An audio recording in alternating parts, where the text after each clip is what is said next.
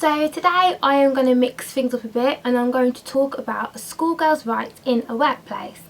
Now I was really inspired to do this video because I don't know if you heard about the story earlier this week about a student called Lara Adofin. I think it's Adofin or Rodofin. Either way, her name is spelled Odofin. You can Google her. So anyway, Lara posted a Facebook status showing that she was rejected from a job. Now, paraphrasing, she was rejected from this job because they said that her braids, which she had in, weren't a part of the uniform. So unless she took them out, they weren't going to give her a job. Pause.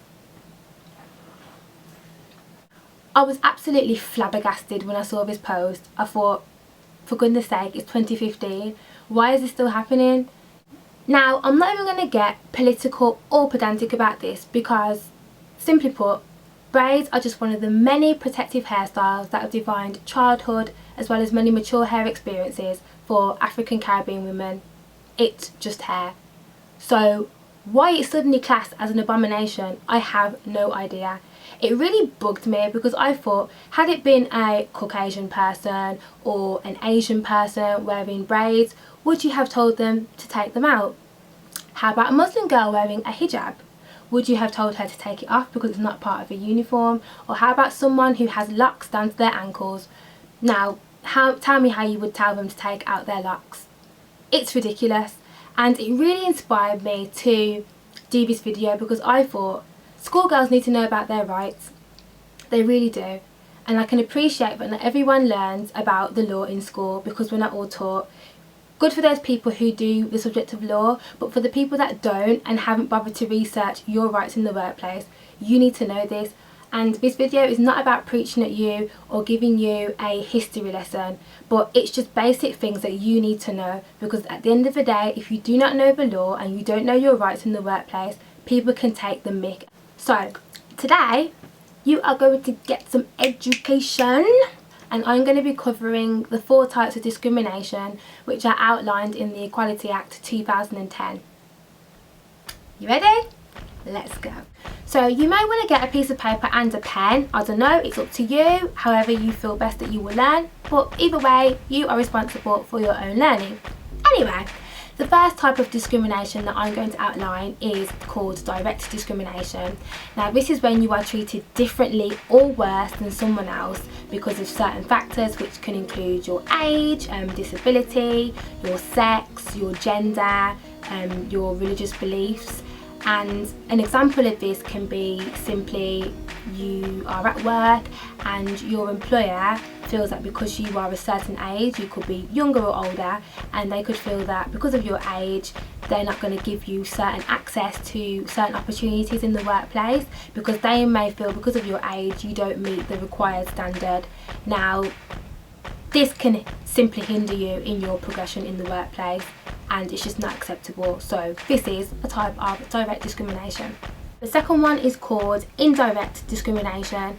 Now this is when there are certain policies, practices or procedures in place that disadvantage you or someone like you. However, you can challenge these practices or policies or procedures if they directly disadvantage you because of factors like your race, like your gender, like your religion, like your beliefs, all the things that we've mentioned before.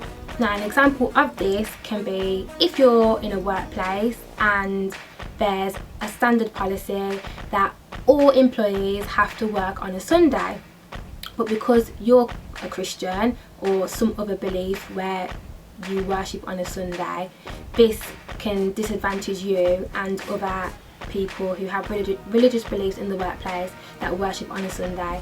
Now if your employer does not understand this when you've explained that to them or filled out your contract and made that clear, then this is classed as discrimination and it's not acceptable.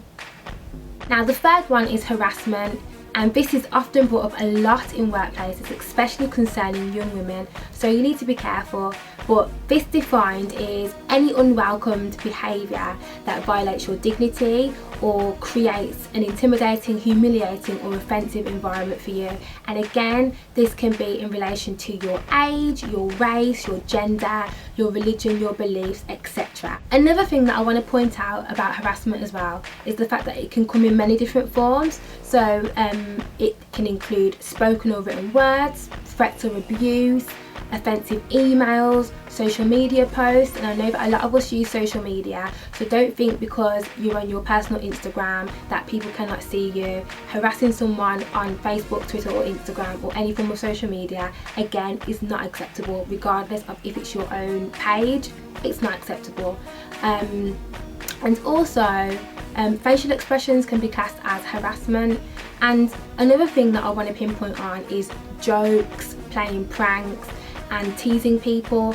Now, it may sound quite pedantic, but you know, my mum taught me from a very early age that just because something's a joke to you, it doesn't necessarily mean that it's a joke or funny to someone else, because words and jokes and teasing people at work can scar them, and it can generally make it a very uncomfortable environment for them to work in. So even though to you might think, I'm only joking, no, watch what you say, because it may not be a joke to someone else, love.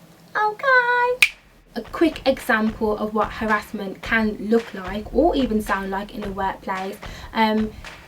For example, you can overhear your manager making offensive jokes about you to your other colleagues because you're a Roma gypsy. And even though you're overhearing that, that is classed as harassment. Or equally, if they are just verbally, getting tongue-tied, if they are verbally abusing you because you're a Roma gypsy, it is not acceptable. So the moral of this story is, don't you dare be rude to the Roma gypsies. The fourth and final type of discrimination that I'm going to outline is called victimisation. Victimisation is when someone treats you badly because you've complained about discrimination, or maybe you've helped a colleague who is a victim of discrimination. And this can include being labelled a troublemaker.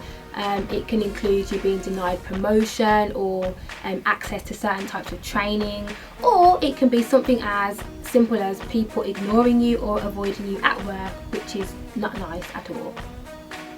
So an example of victimisation is, say you provide support for a colleague who's raised a grievance at work for racial bullying.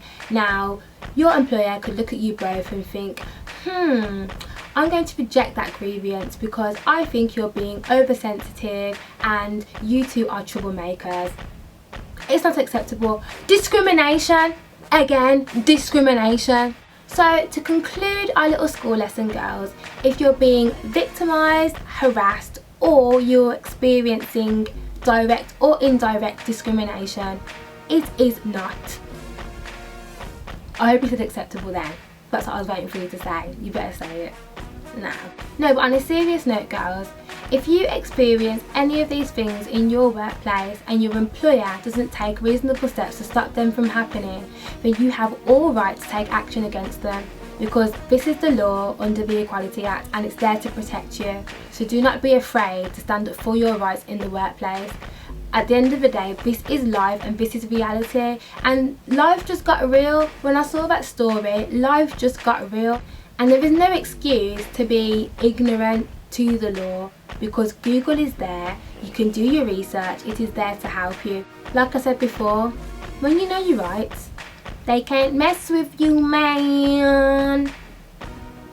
Seriously, like Bob Marley said, get up, stand up, stand up for your rights, hey, get up, stand up, don't give up the fight, hey. Okay, I'm done here. I hope you enjoyed our little school lesson. Now, see ya!